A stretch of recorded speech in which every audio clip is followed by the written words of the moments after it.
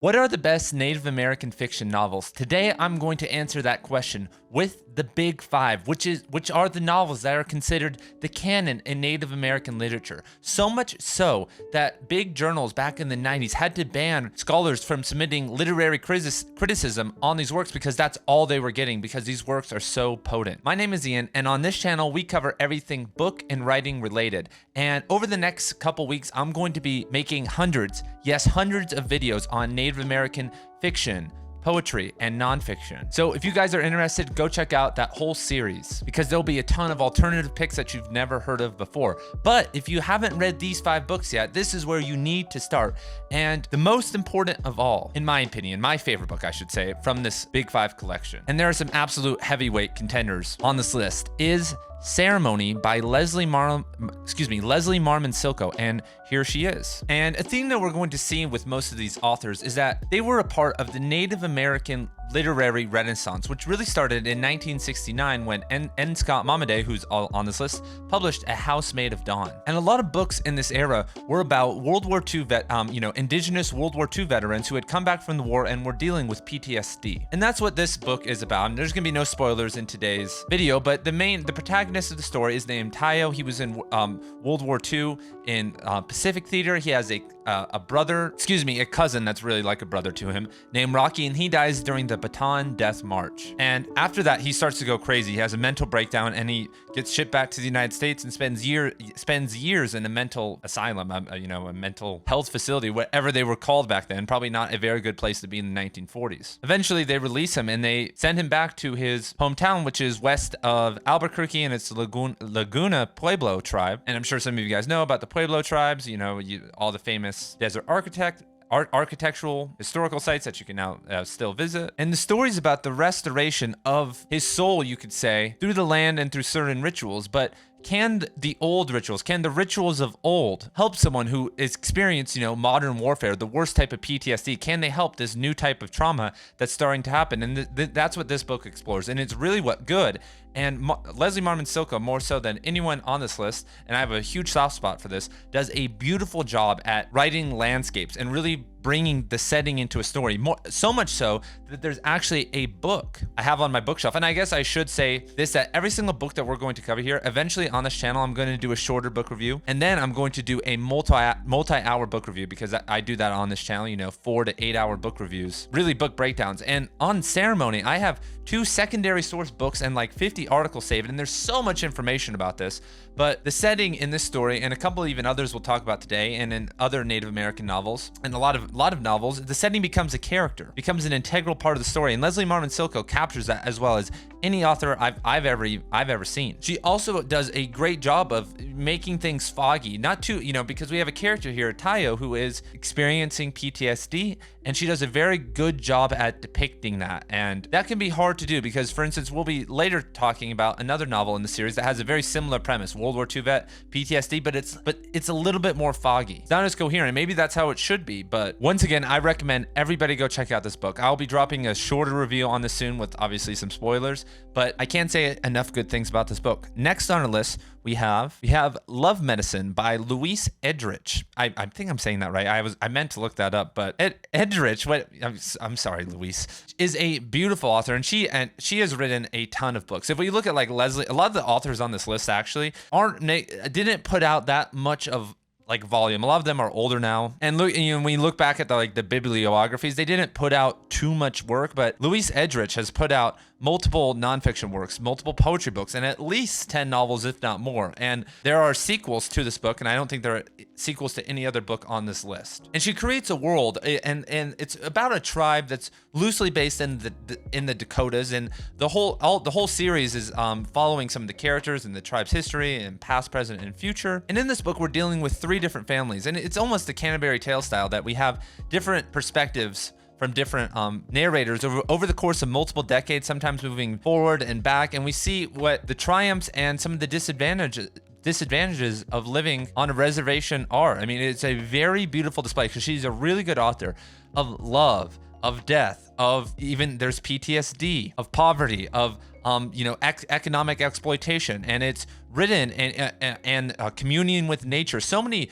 beautiful things that love medicine captures. It's honestly just as good as Ceremony, just in its own way. And I think this book would probably be more accessible to most of the people listening because it reads like a really, really good novel. Ceremony reads almost like kind of like you smoked a little bit of weed and you're out in the desert and you're riding the wave with this PTSD character. But a lot of these characters here, you connect with them, and even across their whole lifetime, and it's very sad. You will cry. That's something I would say that the other 4 books on this list maybe you might cry from them, but this is like a guarantee. This is like, if you have an emotional capacity, you're going to at least tear up from a lot of the stories in this text. And like I said, it opens up a whole chamber of other books, and some are even better than this one that are sequels or prequels. And we'll be talking about those in some of the later videos over the next coming weeks. And because of the dynamic nature, once again, of this story, I have, once again, a secondary source book and just hundreds of articles saved when I used to have access to, millions of articles when I was a university student. And I knew this was such an important book that you could go so many different angles and go so deep into this text, and I hope to do that one day. So next on our list, however, is Bearheart by Gerald Vizenor. And this is going to be the hardest one to read for most people. I mean, these last 3 right here are honestly all kind of a bit of a slug to get through at times, but this one is like meant to be trippy and meant to be really weird. It's a dystopian novel so the basic premise of this novel is that it's a dystopian novel in a post-apocalyptic world where we've run out of gas, and it follows a group of mixed blood indigenous people across the country. And it's just a bunch of adventures. It's almost like the Canterbury Tales at some level too. Follows a man with the last name of Cedarfair, first name Prude. And this explores, so if you look at like Gerald Vizenor, he has a somewhat successful fiction career, but he has a ton of really insane and great work, literary criticism work on Native American fiction, like basic introductory books, analysis. There's like a great one that dives into all the analyzing all the animals in all the books. Like we just talked about Ceremony and Love Medicine and A House Made of Dawn. Like he does an analysis of all the use of animals as spirits or characters in books, Native American fiction. And he's a really smart guy. And in this book, he explores a lot of the things that he loves to explore in his writing, such as the role of mixed bloods, those are his words, and things such as post-colonial identity or post-Indian identity, like in the modern era, and like what that means. And it's a really good book, and it's hard to read though. It's very postmodern. I mean, you could call it postmodern, timeline issues, clarity issues at times, but I would recommend it. It's one of the best ones on this list in its own unique way. And it's also pretty unknown. It's not talked about very often, but it's analyzed a lot by people who like to dive deep because it has so many different things. So if you enjoy Native American fiction and want to get into something that's a little bit trippy and experimental, this is your book. So next we have House Made of Dawn by N. Scott Momaday. And this has the award, as you see on the screen right now. It used to have the award until Louise Erdrich just won the Pulitzer Prize for Fiction award, I think in 2020, for her book Night Watchman. And before that, though, since 1969, N. Scott Momaday was the only indigenous author to have won that award, and it was with this book. And this book, much like Ceremony, depicts a man named Abel who returned from World War II, and he's suffering from a ton of PTSD. He also has PTSD from his brother dying. There's a lot of different things going on. And this one so this one's a little bit earlier. So Ceremony came out a decade or longer later, and this book reads and feels like kind of like an older experimental movie. It can be hard to follow. It is worth it to read. This is a very good book. It has a lot of the themes we're talking about.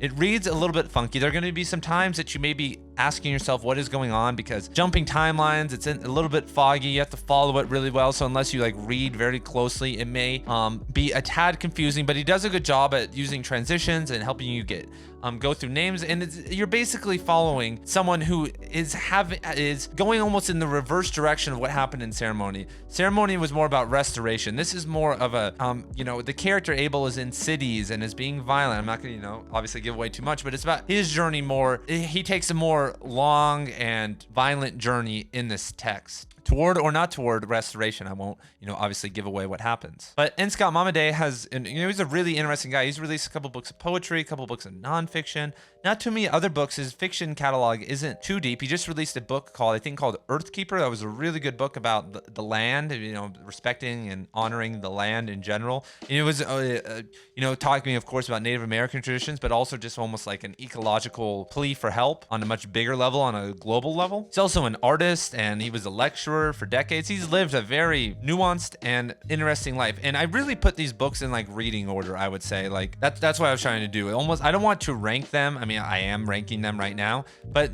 I feel like if you wanted to read them in order, that Bearheart is better than these last two, just because they're a little bit older, a little bit more experimental. And the next one is Winter in the Blood by James Welch. And this text is a little bit different. It's funny that M. Scott Momaday had such a big influence, because if you look at Ceremony, okay, that's about a post-World War II vet. And this book, it doesn't have the vet, and I actually messed something up. And A Housemaid at Dawn, I just remembered, there was no brother. That's this book. The protagonist, and I'm calling him the protagonist because it doesn't even have a name. He never is even given a name. Had a brother, and he died in a herding farming type accident, and he's suffering. And this character is suffering from a mental breakdown of sorts, and he keeps having them, and he is very violent, much like, once again, like I don't want, you steal, right? Like a real artist steal and build upon. And this one is more clear. This one, it does a better job at tracking the protagonist and what he is going through, because he has this girlfriend that's left him, and he starts traveling around and getting into trouble, and you really kind of get inside his head though, and it's like this very narcissistic character, and a very empty character. But once again, it's really about restoration through lineage, the land, through rituals, and we get some of that. But this one's kind of weird. Like, this one has some weird writing. It's kind of violent, and I would put this at the last one that you should read. It has a lot of good themes, but I think it, like, compared to Ceremony,